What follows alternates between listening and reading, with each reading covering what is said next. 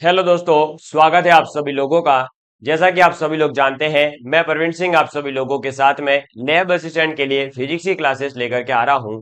तो फिजिक्स के अंतर्गत हमारा टॉपिक चल रहा था कौन सा सर? परमाणु। अरे नहीं भाई, परमाणु टॉपिक यानी एटम टॉपिक जो है वो लास्ट आपके वीडियोस के अंदर कंप्लीट हो चुका है। उसके प्रैक्टिस सेशन की जो वीडियोस है वो मैं आपके साथ में आगे ऐड कर दूंगा। आप एक बार जो है उस टॉपिक को पढ़ लीजिए, उसके अंदर जो भी फॉर्मूले वगैरह हैं वो आप अच्छे से याद कर लीजिए, क्योंकि उसके जो हम एमसीक्यूज तैयार कर रहे हैं वो थोड़े से अलग लेवल के, और जो प्रीवियस ईयर के क्वेश्चन पेपर्स हैं उनको भी बीच में लाने का प्रयास कर रहे हैं, इसलिए उसमें थोड़ा सा टाइम लगा है। तो आज नहीं तो कल ऐड हो जाएगी वो वीडियो, लेकिन अपन अपनी पढ़ाई को तो रोक नहीं सकते, इसलिए मैं आगे कंटिन्यू आपको वीडियो देते रहूंगा। ठीक है, तो चलिए, तो अब अपन ऑप्टिक्स टॉपिक आज अपना शुरू करने जा रहे हैं, यानी प्रकाशिकी। किसी भी विद्यार्थी के अगर कोई है ना पर्टिकुलर डिमांड हो कि सर ये वाला टॉपिक पहले करवा दो, तो वो डिमांड भी पूरी कर दूंगा, मुझे कोई समस्या नहीं है। आप जो टॉपिक कहेंगे उसकी भी वीडियो अपन साथ के साथ देना शुरू कर सकते हैं, तो आप अपनी तरफ से जो है ग्रुप वगैरह में बता देना मुझे। ठीक, चलो अब अपन बात करते हैं सूक्ष्मदर्शी की। सूक्ष्मदर्शी का मतलब है माइक्रोस्कोप। ठीक है, इंग्लिश में क्या कहेंगे? माइक्रोस्कोप। देखिए, अब ये जो प्रकाशिकी के अंदर है आपका पहला टॉपिक दे रखा है सूक्ष्मदर्शियों के बारे में। ठीक है, उसके बाद में दूरदर्शी की भी बात करेंगे। अब सूक्ष्मदर्शी की अगर मैं बात करूं, तो सूक्ष्मदर्शी जो है बेसिकली ऐसी मतलब आप उपकरण के बारे में बात करते हैं, जो उपकरण आपके क्या करेगी, जो प्रतिबिंब होता है, जो इमेज होती है किसी वस्तु की, जो छाया होती है, उसको बड़ा कर देगा। यानी उसका जो प्रतिबिंब बन रहा होगा उस प्रतिबिंब को क्या करेगा, बड़ा करने का काम कौन करेगा? ये काम तो ये करता है सूक्ष्मदर्शी यानी माइक्रोस्कोप। अब जो सूक्ष्मदर्शी होते हैं वो दो प्रकार के होते हैं, एक होता है सरल सूक्ष्मदर्शी और एक होता है संयुक्त सूक्ष्मदर्शी। ठीक है, तो पहले हम सूक्ष्मदर्शी की डेफिनेशन लिखते हैं, फिर हम सरल सूक्ष्मदर्शी यानी कि आपका सिंपल माइक्रोस्कोप समझेंगे, उसके बाद में संयुक्त सूक्ष्मदर्शी यानी कंपाउंड माइक्रोस्कोप की बात करेंगे, और उसके बाद आपके टेलीस्कोप की बात करेंगे। टेलीस्कोप भी दो प्रकार के होते हैं, एक अपवर्तक दूरदर्शी होता है, एक परावर्तक दूरदर्शी होता है। तो ये चारों प्रकार के सूक्ष्मदर्शी और जो दूरदर्शी है, इनकी बात करने के बाद अपन प्रकाश के व्यतिकरण की ओर बढ़ेंगे। तो आज अपना टॉपिक है सूक्ष्मदर्शी, इसकी डेफिनेशन लिखेंगे। ये मच्छर वच्चर कभी कभार आ जाते हैं, लिखेंगे चलो। तो वह प्रकाशीय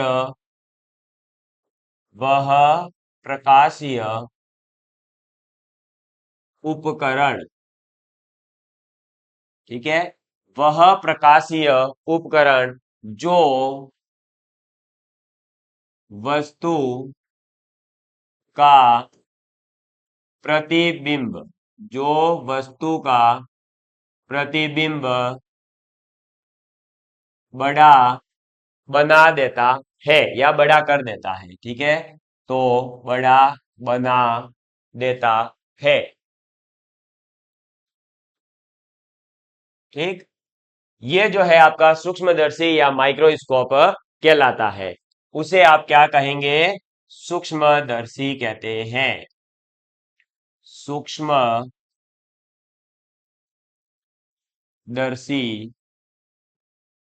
कहते हैं। अब देखिए, सूक्ष्मदर्शी यानी माइक्रोस्कोप जो है, आप अगर देखेंगे तो सूक्ष्मदर्शी का मतलब क्या हुआ, है ना भाई? सूक्ष्मदर्शी का मतलब हुआ प्रतिबिंब को बड़ा करना। तो जब प्रतिबिंब को ही बड़ा करना था तो वो तो एक ही सूक्ष्मदर्शी से हो जाता, फिर दो दो क्यों है? एक है सरल सूक्ष्मदर्शी और एक है संयुक्त सूक्ष्मदर्शी। तो ये ठीक उसी प्रकार है जैसे, अच्छा अच्छा, अरे भैया भैया भैया भैया, गड़बड़ कर देगा रे, कौन आता है ये? मच्छर आ जाता है या भूत आता है? देखना कौन आता है। मच्छर है, मच्छर। तो एक्चुअली क्या है कि थोड़ा सा स्टूडियो अपने गरीबों वाला है, इसलिए समस्या रहती है। तो देखो भाई, ये आपने आईफोन 15 की बात करी होगी और आईफोन 16 की बात कर, है ना? अब आईफोन 15 था ही, उससे भी फोन जा रहा था, उसमें भी कैमरा अच्छा था, उसमें भी सब कुछ हो रहा था, यूट्यूब वगैरह सब चल रहा था। तो फिर आईफोन 16 क्यों आया? क्योंकि उसमें और अच्छा कुछ नया फीचर डाले गए। वैसे ही जो हमारे पास सूक्ष्मदर्शी है, इसके दो भाग क्यों बने, एक सरल सूक्ष्मदर्शी और एक संयुक्त सूक्ष्मदर्शी क्यों बनाए गए? तो देखो, सरल सूक्ष्मदर्शी, सिंपल माइक्रोस्कोप, और एक हमने बनाया संयुक्त सूक्ष्मदर्शी।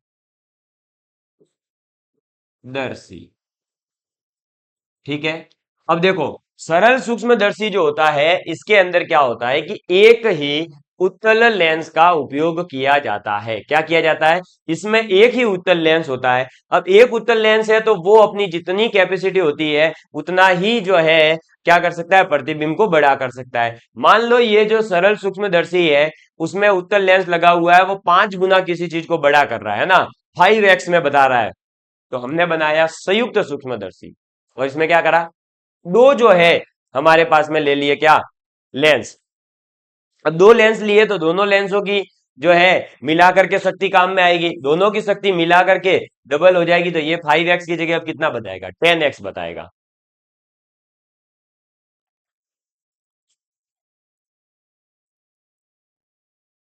समझ में आ गई बात? तो सरल सूक्ष्मदर्शी के अंदर एक लेंस होता है, संयुक्त सूक्ष्मदर्शी में दो लेंस होते हैं। इतना ही फर्क है और ज्यादा कोई फर्क नहीं है। तो अब हम बात करेंगे सरल सूक्ष्मदर्शी की। तो हेडिंग डालिए, सरल सूक्ष्मदर्शी, सिंपल माइक्रोस्कोप। ठीक है, चलिए। तो सरल माइक्रोस्कोप, सिंपल माइक्रोस्कोप, इसे, ये क्या होता है वो तो अभी जानोगे तो आपको अलग ही मजा आएगा कि क्या बात है सर, इससे तो हम बचपन से खेल रहे थे। इसे आवर्धक लेंस या आवर्धक कहते हैं। ठीक है। तो सरल सूक्ष्मदर्शी को आवर्धक लेंस या आवर्धक कहते हैं। यह एक उत्तल लेंस होता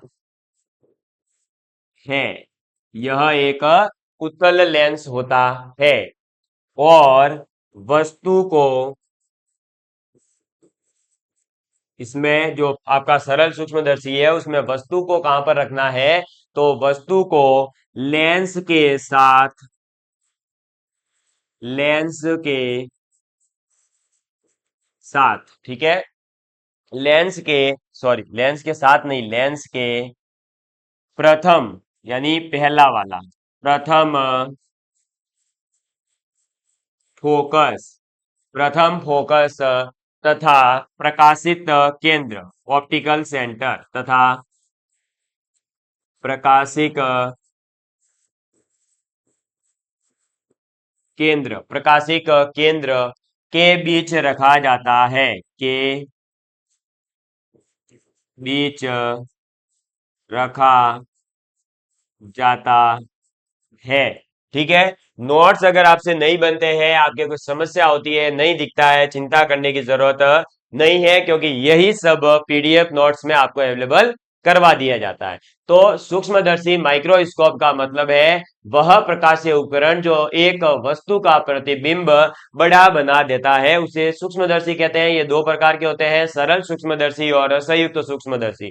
सरल सूक्ष्मदर्शी का मतलब बेसिकली जो आपने छोटी क्लास के अंदर ज्योमेट्री बॉक्स खरीदा होगा, है ना, मतलब कंपास खरीदा होगा, उसके अंदर एक जो दे रखा होता है ना, वो जिसे आप सूर्य के प्रकाश को एक जगह केंद्रित करने का ट्राई करते थे, वो तो क्या है, प्लास्टिक का बना होता है, इसलिए उससे अच्छे से रिजल्ट नहीं आता है। लेकिन रियल में अगर आप जो है उत्तल लेंस को लेकर के ट्राई करेंगे तो निश्चित रूप से ही जो है सूर्य का प्रकाश एक जगह आता है और कागज जो है उससे जलता भी है। मैंने अपने बचपन के जीवन में, मतलब मेरे क्लास 9 10 के आसपास उस से जो है कागज जला रखे हैं, बकायदा आग लगती है, लेकिन उसके लिए ओरिजिनल उत्तल लेंस की जरूरत होती है। अब मेरे तो क्या है कि मेरे पास में जो है मेडिकल के मेरे जो अंकल है वो करते थे 11th 12th जब उन्होंने मेडिकल करी थी, तो इसलिए उनके पास था। अब मेरे पास लैब में है तो इसलिए मैं ये एक्सपेरिमेंट करता रहता हूँ और मेरे स्कूल के विद्यार्थियों को बताता रहता हूँ। तो आप जो है अगर उस लेंस को लेकर बैठ गए वो कंपास वाले से तो नहीं होगा, ज्योमेट्री बॉक्स वाले से, ओरिजिनल वाले से ही होता है। और उसी को कहा जाता है सरल सूक्ष्मदर्शी। उसी से जो है वो चीजें बड़ी दिखाई देती है। आपने कोई जो है टीवी वगैरह में भी देखा होगा, वो उससे जैसे छानबीन करते हैं ना, वो वही होता है। ठीक, चलो। इसके बाद में इसी के अंदर आगे लिखेंगे। अब वस्तु को कहाँ रखना है तो मैंने बता ही दिया, वो अभी डायग्राम भी आएगा उसमें क्लियर हो जाएगा। वस्तु को आपको रखना है जो लेंस है उसके प्रथम फोकस और जो प्रकाशिक केंद्र होता है ऑप्टिकल सेंटर, उनके बीच में। तो प्रतिबिंब कहां पर बनेगा तो लिख लो, प्रतिबिंब यानी इमेज, प्रतिबिंब सीधा बनेगा। ठीक है, ये पूछा जाएगा कैसा बनेगा, सीधा बनेगा, आभासी बनेगा। ठीक है, प्रतिबिंब का चित्र कैसा होगा, सीधा होगा, आभासी होगा और बड़ा, आभासी, बड़ा, तथा, आभासी बड़ा तो होगा ही, तथा लेंस के बाई और वस्तु के बनेगा। ठीक है, तो लेंस के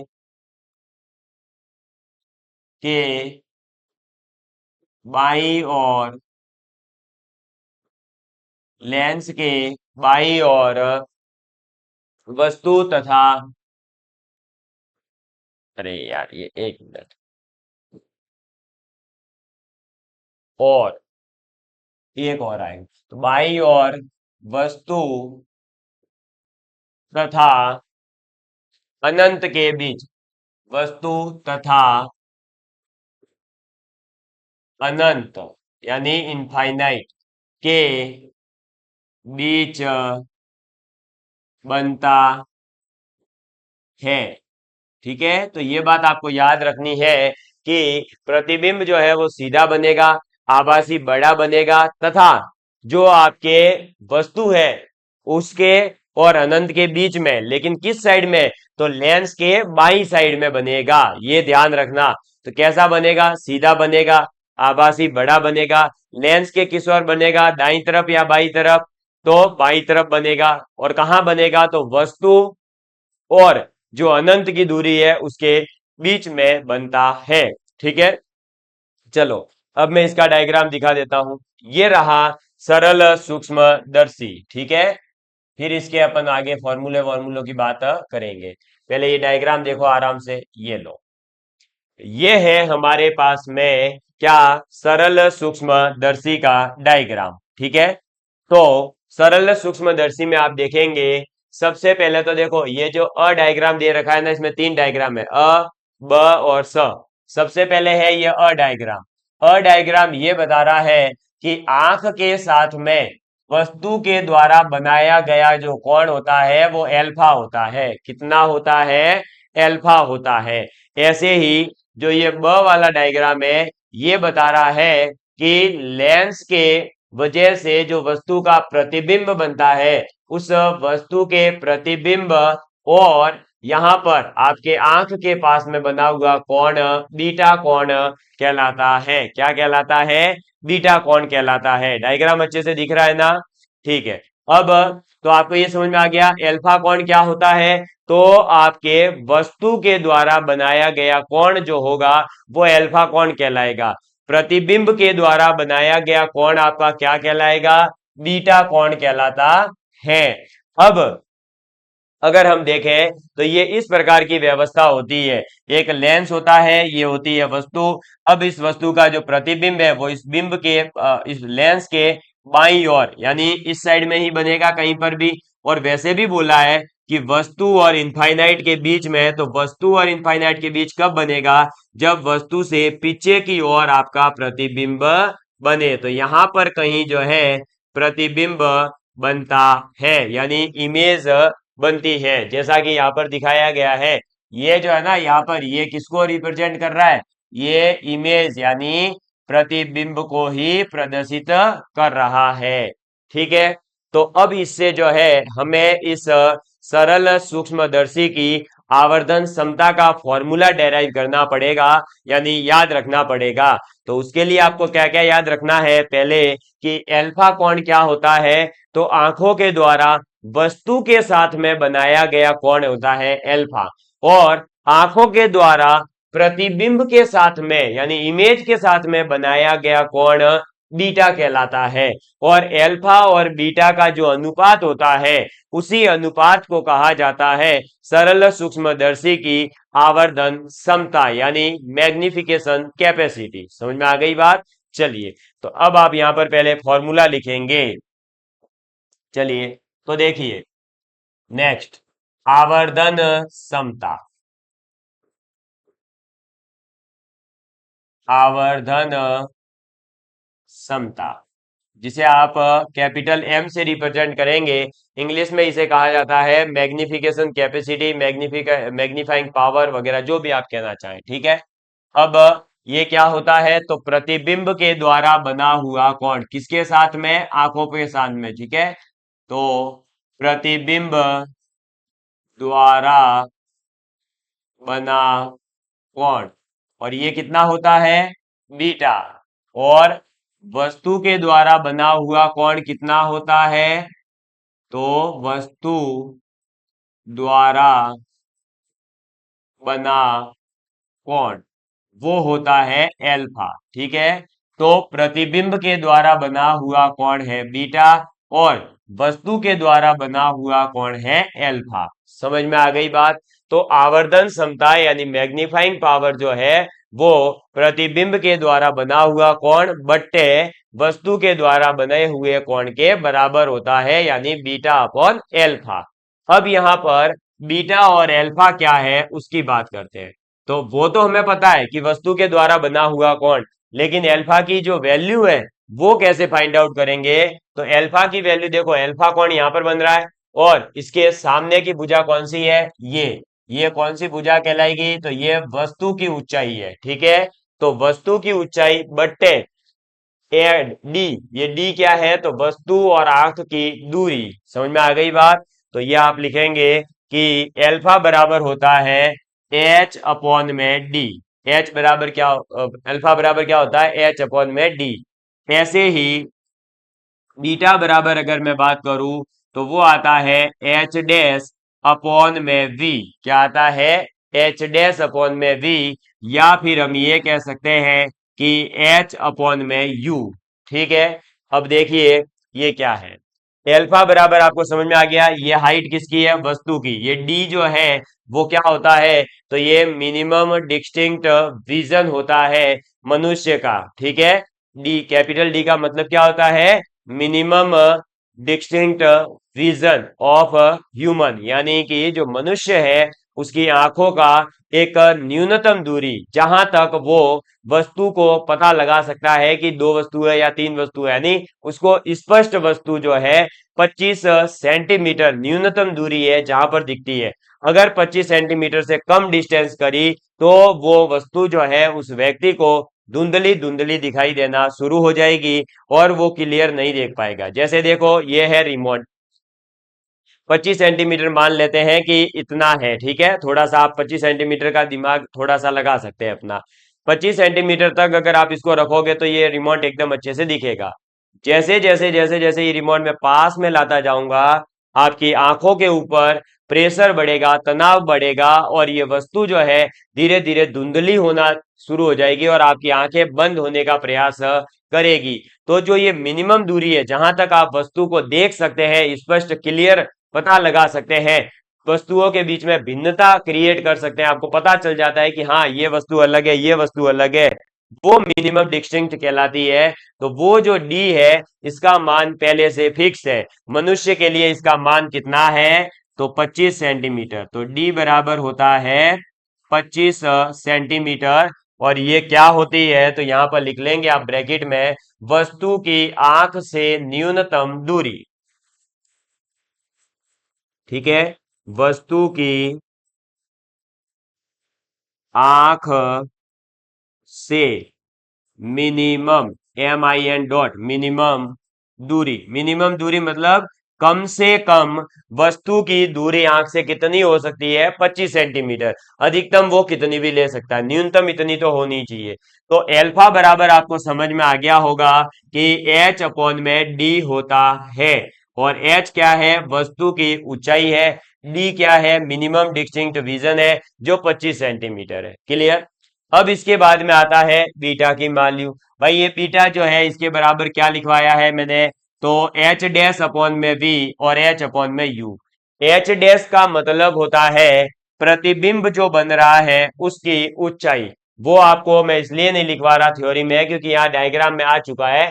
एच डैश ये रहा, ये प्रतिबिंब की दूरी है, ठीक है। ये किसकी दूरी है? वस्तु की दूरी है। अगर आप कहोगे सर एच डैश का मतलब ही हम क्यों समझे कि ये प्रतिबिंब की दूरी है, तो भाई यहाँ एच बना हुआ है वस्तु, उसी का तो प्रतिबिंब बन रहा है, तो ये प्रतिबिंब की ऊंचाई कहलाएगी। ठीक है। तो बीटा बराबर क्या होता है? तो बीटा होता है प्रतिबिंब के द्वारा आंखों पर बना कोण। उसकी वैल्यू भी तो फाइंड आउट करनी पड़ेगी। तो उसकी वैल्यू होती है एच डैश अपॉन में वी। वी का मतलब है प्रतिबिंब की दूरी, आंखों से प्रतिबिंब की दूरी। अभी मैं ये सब लिखवा दूंगा। एच का मतलब वही वस्तु की दूरी, और यू जो है, यू का मतलब है कि आपके वस्तु की दूरी कितनी है। ठीक है, ये देखो ये रही यू दूरी का मतलब है आंखों के, सॉरी लेंस के और वस्तु के कितनी दूरी है, ये यू। और वस्तु के और इस लेंस के, सॉरी प्रतिबिंब के और लेंस के बीच में दूरी कितनी है? तो वी दूरी है। ठीक है, ये सब मैं अभी आगे लिखवा रहा हूं आपको। तो बीटा का मतलब आपको समझ में आ गया कि ये कैसे निकालना है और ये कैसे निकालना है। अब आप यहां पर जो है इसको अलग पेन से एक बार लिख लीजिए कि कौन क्या है। जैसे देखो, एच का मतलब क्या है? तो वस्तु की ऊंचाई, ठीक है, हाइट ऑफ ऑब्जेक्ट। डी का मतलब आपको पता चल ही गया, वस्तु की आंख से न्यूनतम दूरी। एच डैश का मतलब क्या है? प्रतिबिंब की ऊंचाई, प्रतिबिंब की ऊंचाई। ठीक है सर। वी का मतलब क्या है? वी का मतलब है प्रतिबिंब की दूरी, प्रतिबिंब की लेंस से दूरी। ठीक है। और यू का मतलब क्या है? तो वस्तु की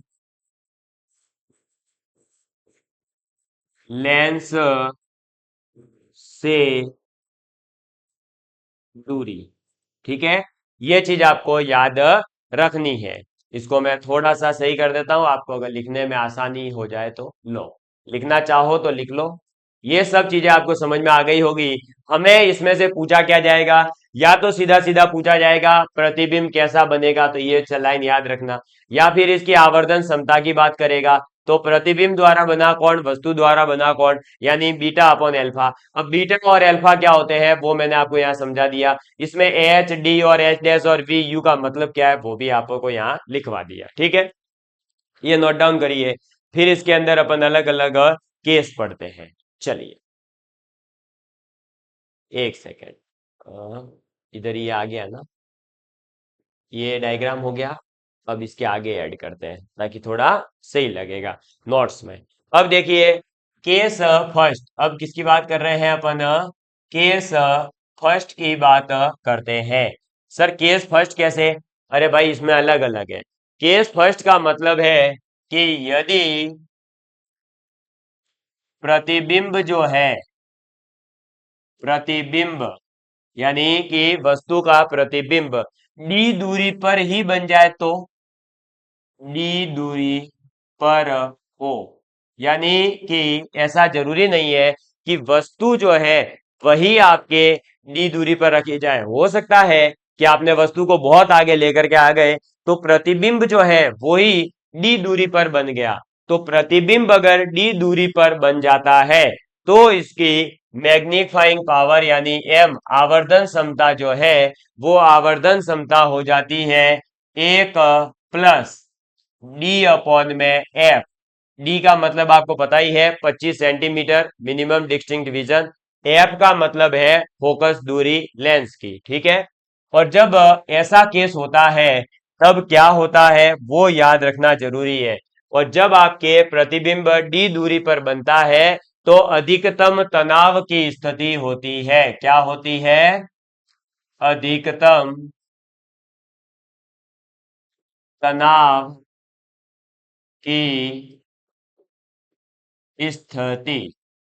ठीक है, अधिकतम तनाव की स्थिति कब होती है? जब आपके प्रतिबिंब ही डी दूरी पर बन जाता है, यानी मिनिमम डिस्टिंक्ट विजन पर अगर प्रतिबिंब बन जाए तो तब आवर्धन क्षमता क्या होती है? एम बराबर 1 + d/में एफ होती है। ऐसे ही केस सेकंड की बात करते हैं।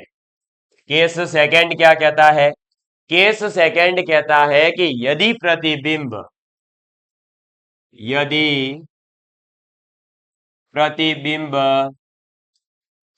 अनंत दूरी पर अनंत दूरी पर हो, यानी कि प्रतिबिंब जो है वो इनफाइनाइट पर अगर बन जाए तब क्या होगा? तो तब m बराबर हो जाता है d/f। और d/f होने की स्थिति में आपके आंखों के ऊपर जो है किसी भी प्रकार का कोई तनाव नहीं होगा, यानी आंख की सामान्य शांत या तनावहीन स्थिति हो जाएगी। तो आंख की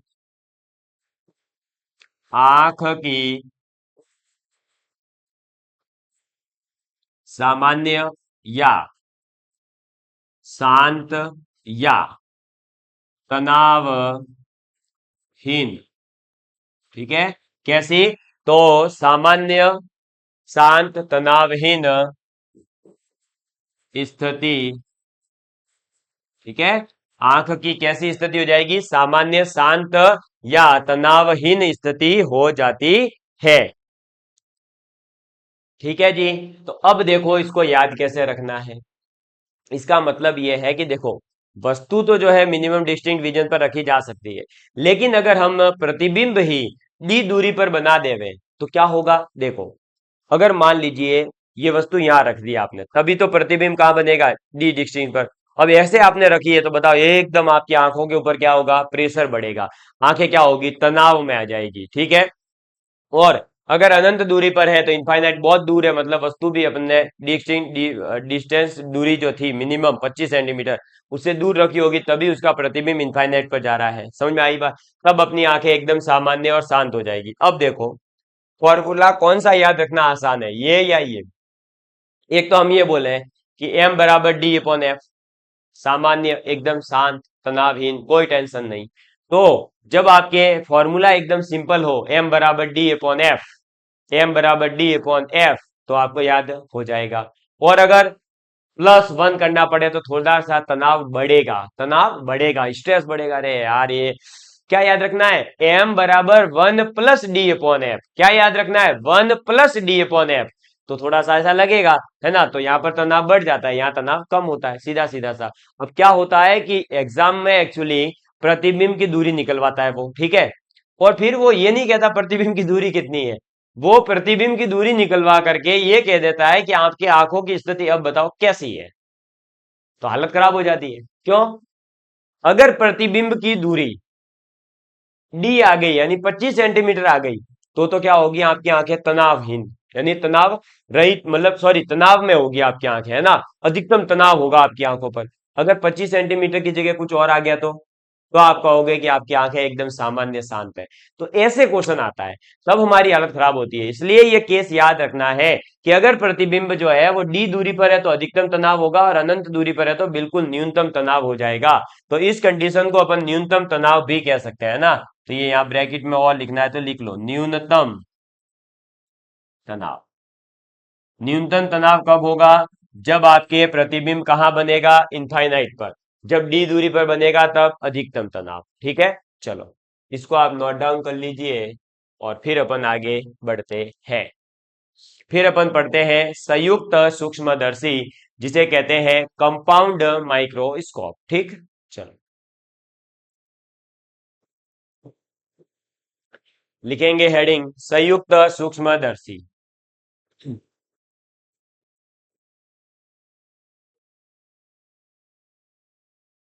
संयुक्त सूक्ष्म दर्शी। संयुक्त सूक्ष्मदर्शी की अगर हम बात करें, कंपाउंड माइक्रोस्कोप, तो मैंने बता ही दिया इसमें क्या होता है, दो लेंस होते हैं। तो सीधी सी बात है, दो लेंस यूज करने का क्या कारण है, अधिक अगर हमें जो है क्या चाहिए होता है, क्लियरिफिकेशन चाहिए, ज्यादा मैग्नीफाइंग ग्लास चाहिए, ज्यादा मैग्नीफाइंग रिजल्ट चाहिए, तो हम दो लेंस यूज करेंगे। तो इसमें तो लिख लो अब सीधे सीधे से क्या, अधिक आवर्धन के लिए, अधिक आवर्धन यानी मैग्नीफाइंग के लिए दो लेंस का, दो लेंस का उपयोग, ठीक है, दो लेंस का उपयोग करते हैं, करते हैं, जिससे, जिससे दो लेंसों के, जिससे दो लेंसों के संयुक्त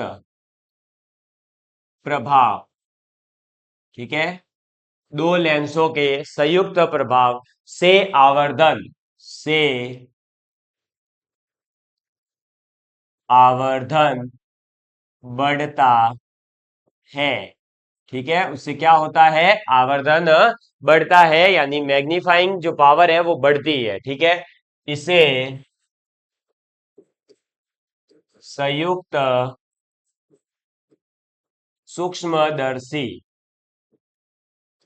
संयुक्त सूक्ष्मदर्शी कहते हैं, ठीक है, इसे क्या कहते हैं, संयुक्त सूक्ष्मदर्शी कहते हैं। अब ये संयुक्त सूक्ष्मदर्शी कैसा दिखाई देता है वो मैं आपको दिखा देता हूं, ये लो, ये आ गया संयुक्त सूक्ष्मदर्शी, क्या आ गया, ये लो,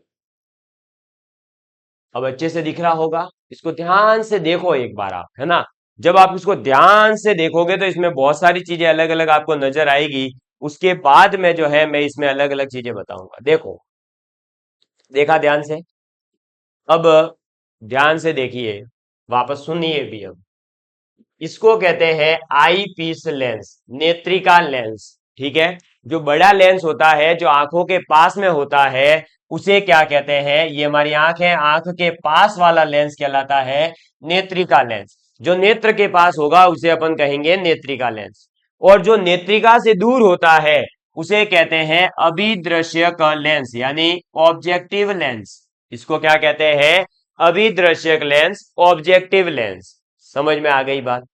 अब आपको बता दूं, इसको ऑब्जेक्टिव कहने का कारण यह है कि हमारा अभी जो है ऑब्जेक्टिव क्या था, हमारा उद्देश्य क्या था, कि हम आवर्धन क्षमता बढ़ाना चाहते हैं। आवर्धन क्षमता कब बढ़ेगी, जब हमारे पास में दो लेंस होंगे, तो जब संयुक्त सूक्ष्मदर्शी की बात करते हैं तो दो लेंस होते हैं, और सरल सूक्ष्मदर्शी की बात करते हैं तो एक लेंस, तो एक लेंस तो पहले से ही था आंखों के पास में, है ना, उसे तो अपन क्या कहेंगे, आई पीस, लेकिन जैसे ही दूसरा लेंस आया तो वो किस लिए आया, हमारे उद्देश्य को पूरा करने, हमारे ऑब्जेक्टिव को पूरा करने, इसलिए इसको कहते हैं ऑब्जेक्टिव लेंस, ये चीज क्लियर। आई पीस जो होता है उसकी फोकस दूरी को अपन एफ ई से रिप्रेजेंट करते हैं इस प्रकार से, ठीक है, एफ ई से, और जो ये ऑब्जेक्टिव लेंस है इसकी फोकस दूरी को अपन एफ ओ से प्रदर्शित करते हैं, ये ध्यान रखना। अब इसके अंदर जो है आपको दिखाई दे रहा होगा कि सबसे पहले यहां पर ये है वस्तु की दूरी, ठीक है, वस्तु को रखा गया यहां पर, ये वस्तु की दूरी है जो कि आपके इसकी फोकस दूरी से कम है, क्योंकि फोकस दूरी यहां तक है, ठीक है, इस फोकस दूरी से अंदर अंदर जो है अपन ने वस्तु रखी, तो इस वस्तु का एक प्रतिबिंब बनेगा, और वो इस वस्तु का प्रतिबिंब बनता है कहां पर, तो यहां पर, ठीक है, ये बन गया प्रतिबिंब का, सॉरी, अरे ये क्या कर दिया, उल्टा बता दिया, एक मिनट, ये तो सही था, ये भी सही है, ये भी सही है ना, मैं बताना चाह रहा था इधर से, और मैं ये सोच रहा हूं कि उधर से बता करके पूरा करता हूं मैं। मतलब डायग्राम उल्टा लग गया है शायद। देखो भाई, ये जो अभी ऑब्जेक्टिव लेंस है, इसके पास में वस्तु रहती है, ये यहां पर है ये वस्तु, ठीक है। ये वस्तु यहाँ है बिल्कुल। तो देखो, ऑब्जेक्टिव लेंस के पास में कौन होगा? ऑब्जेक्ट। हाँ, ऑब्जेक्टिव लेंस के पास कौन होगा? ऑब्जेक्ट। और आई पीस के पास में कौन होगा? आई पीस के पास में कौन होगा? आई, ठीक है। तो नेत्रिका लेंस के पास में होती है नेत्र, और वस्तु के पास में होता है अभिदृश्यक लेंस। तो ऑब्जेक्ट कहां होगा? ऑब्जेक्टिव लेंस के पास, ठीक है, ऐसे याद रखेंगे। तो अब ये जो वस्तु है, इसका प्रतिबिंब बनता है यहां पर। ये बन गया इसका प्रतिबिंब। किसका? इस वस्तु का। ये है पहला प्रतिबिंब, I1 जिसे नाम दिया जा रहा है। ये क्या है? पहला प्रतिबिंब है। और इस प्रतिबिंब का अब क्या होगा? इस लेंस के सामने है। तो लेंस के सामने अगर ये प्रतिबिंब बना है, तो ये प्रतिबिंब इस लेंस के लिए कैसे काम करेगा? एक वस्तु के रूप में काम करेगा। और अगर एक लेंस के सामने वस्तु है, तो वस्तु का क्या बनेगा? प्रतिबिंब बनेगा। तो ये जो लेंस है, इस प्रतिबिंब का भी प्रतिबिंब बनाएगा, और वो ये बनेगा जो इतना बड़ा दिखाई दे रहा है ना, ये बनाएगा। समझ में आई बात? मुझे उम्मीद है कि अब आप इस चीज को समझ गए होंगे। उम्मीद है समझ गए हैं, है ना? देखो, यहां रखी थी वस्तु, जो रखी गई थी ऑब्जेक्टिव लेंस के सामने। ऑब्जेक्टिव लेंस के सामने वस्तु थी, वस्तु का बनाया ऑब्जेक्टिव लेंस ने प्रतिबिंब, जिसे अपन ने नाम दिया I1। ये जो प्रतिबिंब बना, ये आया इस लेंस के सामने, जिसे अपन कह रहे हैं नेत्रिका लेंस। इस नेत्रिका लेंस ने समझा कि ये एक वस्तु है। भाई प्रतिबिंब हुआ तो क्या हुआ? इसके लिए तो वस्तु ही होगी। तो इस वस्तु का इसने क्या बना दिया? प्रतिबिंब। और वो फाइनल प्रतिबिंब यहां पर बना। ठीक है, अब समझ में आ गई बात? तो इसमें क्या होता है? दो प्रतिबिंब बनते हैं, एक ऑब्जेक्टिव लेंस के द्वारा यानी अभिदृश्यक लेंस के द्वारा, और दूसरा बनता है किसके द्वारा? नेत्रिका लेंस के द्वारा। दो प्रतिबिंब बन गए, खेल खत्म। बस अब इसके अंदर जो इसके फॉर्मूले हैं वो याद रखने हैं, जैसे अपन ने सरल सूक्ष्मदर्शी में याद रखे थे। ठीक है, कौन सा फॉर्मूला है? तो एक तो यहीं पर लिखवा देता हूं, दूसरा आगे लिखवा दूंगा। पहला लिखो इसमें अब, सबसे पहले इधर, कि आपका इसकी जो मैग्नीफाइंग पावर होगी, है ना, वो क्या होगी? तो मैग्नीफाइंग पावर होती है अंतिम प्रतिबिंब के द्वारा आंख पर बना कोण। ठीक है, अंतिम प्रतिबिंब के द्वारा, अंतिम प्रतिबिंब द्वारा आंख पर बना कोण। ठीक है, तो अंतिम प्रतिबिंब के द्वारा आंख पर बना हुआ कोण। और नीचे क्या आएगा? तो भैया आपके वस्तु के द्वारा, वस्तु के द्वारा, वस्तु के द्वारा। अब की बार बताओ भाई, इस डायग्राम को देख के बताओ, कहां पर बनाया गया है अल्फा कोण? बताइए, वस्तु के द्वारा कहां पर अल्फा कोण बनाया गया है? देखो, अल्फा कोण दिख रहा है क्या किसी को? है? देखो बीटा तो ये रहा भाई, है। चलो बीटा तो सबको दिख गया होगा, ये रहा। बताओ अल्फा कोण जो है वो कब बनेगा? तो वस्तु के द्वारा आंख पर बना हुआ जो अधिकतम कोण होता है, उसकी बात करते हैं। कितना अधिकतम जो कोण बनाया जाता है ना, उसकी बात करते हैं अल्फा कोण से। तो ये जो वस्तु है, इस वस्तु के द्वारा जब आप इसको देखोगे, तो इस वस्तु के द्वारा आपके कहां पर? आंखों पर। आंख कहां पर है? यहां पर। यहां पर बना हुआ जो अधिकतम कोण होगा, वो आपका अल्फा कोण कहलाता है। समझ में आ गई बात? उसमें भी अल्फा बीटा वही थे, प्रतिबिंब के द्वारा बना, यहां पर अंतिम प्रतिबिंब। ठीक है, क्योंकि इसमें दो प्रतिबिंब बन रहे हैं। ऐसे ही वस्तु के द्वारा, भाई कहां पर? कौन से लेंस पर? लेंस पर नहीं, आंखों पर। ठीक है, तो ऐसे याद रखना, वस्तु द्वारा आंख पर बना अधिकतम कोण। ठीक है, आंख पर बना अधिकतम कोण जो होता है, वो आपका अल्फा कहलाता है। वो भी कब? जब आप वस्तु को सीधा देख रहे हैं ऐसे, ठीक है, समझ में आ गई बात, कैसे देख रहे हैं, सीधे देखी जाती है तब। तो लिख लो अधिकतम कोण जबकि वस्तु को सीधा सीधा देखा जाए, ठीक है, ये ध्यान, ये बराबर होता है, इसको कहते हैं बीटा कोण, इसको कहते हैं अल्फा। तो एम यानी मैग्नीफाइंग पावर, आवर्धन क्षमता बराबर होती है बीटा अपॉन अल्फा। बीटा क्या होता है, अंतिम प्रतिबिंब के द्वारा आंखों पर बना हुआ कोण, और अल्फा क्या होता है, तो वस्तु के द्वारा आंख पर बना हुआ अधिकतम कोण जब आप वस्तु को सीधे देखते हैं, ठीक। अब इसमें भी दो केस है अलग अलग, वो लिखेंगे। बस फिर आपका जो है ये यहाँ पर सूक्ष्मदर्शी माइक्रोस्कोप कंप्लीट। केस फर्स्ट लिखो, अंतिम अंतिम प्रतिबिंब द्वारा,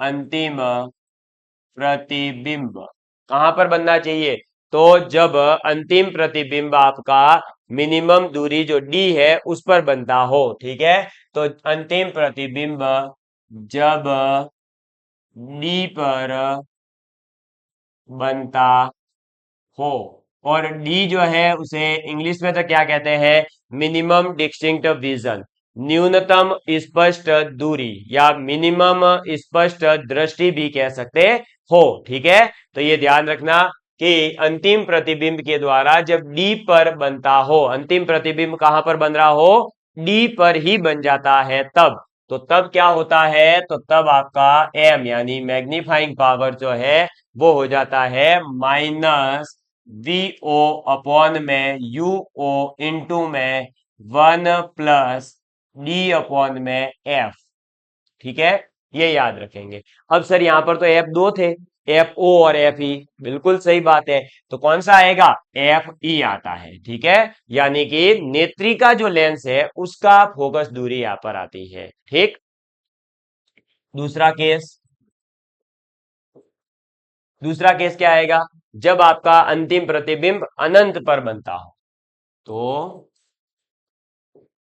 अंतिम